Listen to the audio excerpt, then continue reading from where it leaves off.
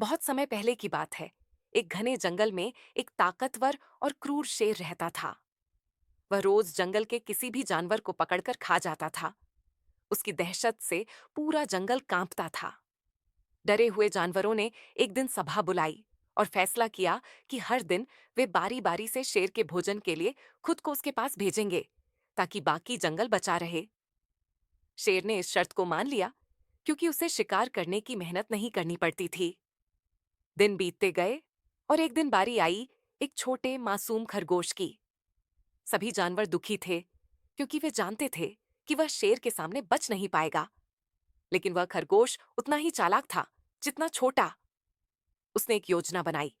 खरगोश जानबूझकर देरी से शेर के पास पहुंचा।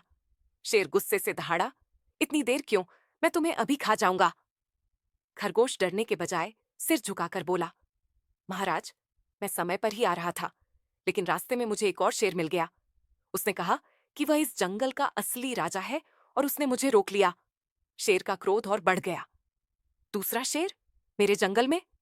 वह दहाड़ते हुए बोला, मुझे तुरंत बताओ कि वह कहाँ है। खरगोश चालाकी से शेर को जंगल के बीचों बीच एक पुराने गहरे कुएं तक ले गया। उसने कुएं की ओर इशारा करके कहा, महाराज, वह शेर इसी कुएं के अंदर है। उसने मुझे रोक लिया था, लेकिन मैंने किसी तरह उससे बचकर आपको ये खबर देने के लिए दौड़ लगाई।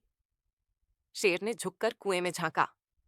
उसकी खुद की परछाई पानी में दिखाई दी और उसे लगा कि कुएं के अंदर सचमुच कोई दूसरा शेर है। गुस्से में भरे शेर ने दहाड़ते हुए कुएं में छलांग लगा दी और सीधे पानी में जा गिरा। कुएं की दीवारें चिकनी थीं और शेर बाहर नहीं निकल पाया। वह वहीं डूबकर मर गया। खरगोश खुशी खुशी जंगल लौट आया और सबको ये खबर सुनाई। जंगल के सभी जानवर खुशी से झूम उठे।